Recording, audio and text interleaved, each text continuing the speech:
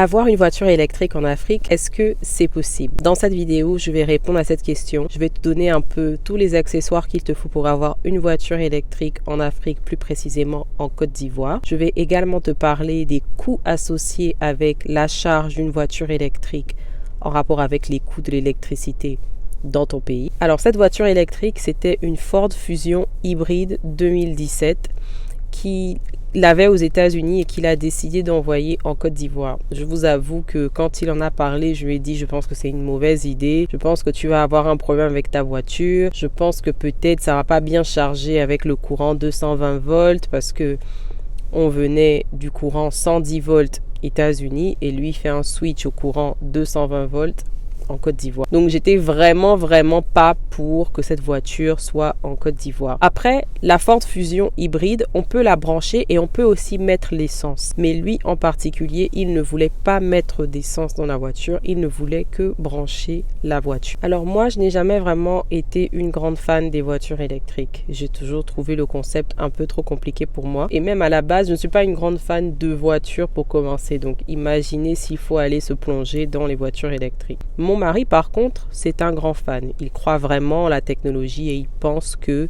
tous les véhicules seront amenés à être hybrides d'une façon ou d'une autre. Donc, tous les chiffres que je vais vous donner, toutes les données que j'ai, c'est sur son utilisation de sa voiture électrique pendant 2 ans en Côte d'Ivoire. En 2 ans d'utilisation de cette voiture à Abidjan, franchement, ça s'est passé sans problème. Il n'a jamais eu de soucis pour charger la voiture et il avait en fait un peu tous les accessoires qui lui ont permis de faire en sorte que sa voiture électrique soit tout le temps chargée et fonctionne sans problème. Par rapport au coût d'avoir une voiture électrique. Déjà, la première chose pour avoir une voiture électrique chez soi quand on vit au pays, je dirais, c'est vraiment d'avoir une prise pas très loin du portail. Donc c'est vrai que certains vous diront il faut installer les stations de chargement, les jolies stations Tesla là que tout le monde voit partout, mais ce n'est pas vrai. Vous pouvez charger une voiture électrique juste en la branchant sur la prise du mur tant que vous avez l'adaptateur qu'il faut. Donc la clé déjà pour que tout ce dispositif se passe bien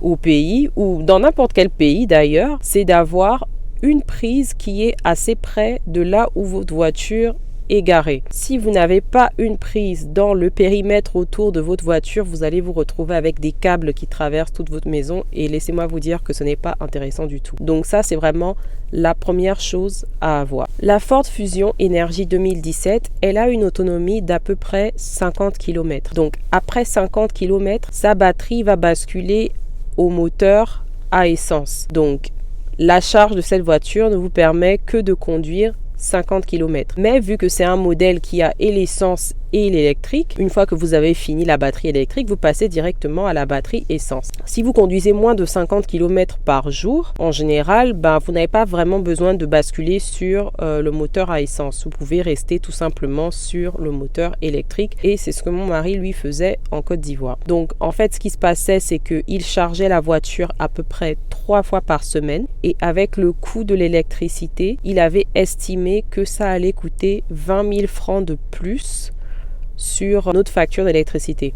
Je vous avoue que je n'étais pas convaincue du tout de ces calculs quand il a commencé à en parler et je me suis dit qu'on allait avoir une mauvaise surprise un jour à la fin du mois. Mais il avait parfaitement raison, on n'a jamais dépassé 30 000 francs de plus pour la charge de sa voiture électrique dans la facture d'électricité. Donc après, si vous faites les calculs, j'ai envie de dire que c'est presque un peu moins cher que le prix de l'essence en Côte d'Ivoire, sinon comparable. Un autre point important à souligner, c'est que très souvent, quand il branchait sa voiture électrique pour la charger, on ne pouvait pas faire de machine à laver en même temps. Bon, ça, je pense que ça va être particulier à chaque maison et au setup de l'électricité dans la maison de tout un chacun. Nous, je ne sais pas trop c'était quoi le problème, mais quand il branchait sa voiture, on ne pouvait pas avoir de machine à laver ou d'appareils qui consomment un peu trop. Bon, toutes ces choses-là, vous savez, moi, je comprends pas vraiment. Mais à un moment, on a compris à chaque fois que sa voiture était branchée, s'il y a une machine à laver qui tourne ou bien si on branche le fer à repasser ou bien si on allume des climatiseurs, ça faisait sauter le disjoncteur. Et à chaque fois, il fallait appuyer le bouton, là, je sais pas comment on appelle ça. Mais bref, En gros, c'était ça le problème. Mais on a eu ce problème seulement dans une maison où on habitait. Je ne peux pas vous dire c'était quoi exactement le souci, mais quand on a changé de maison, après, on n'a jamais eu ce problème. On branchait la voiture, tous les appareils, il n'y avait aucun problème. Ah, un autre détail aussi intéressant, c'est que ça prenait à peu près 2h30 pour charger sa voiture. Donc 2h30 branchée pour charger. Donc c'était beaucoup de calculs. Faut pas faire la machine à ce moment. Faut pas brancher la nuit parce que la nuit il y a les clims allumés. Donc on n'est pas resté longtemps à cet endroit, mais j'avoue que c'était un peu embêtant à cause de ça. La prise pour charger la voiture aussi était un peu loin. Donc on avait au moins 3 rallonges connectées pour pouvoir brancher la voiture. C'était vraiment compliqué. Donc vraiment, si vous voulez avoir une voiture électrique au pays, ayez une prise très très près de là où votre voiture est garée. Un autre côté négatif d'avoir une voiture électrique au pays, c'est que ça attire beaucoup l'attention.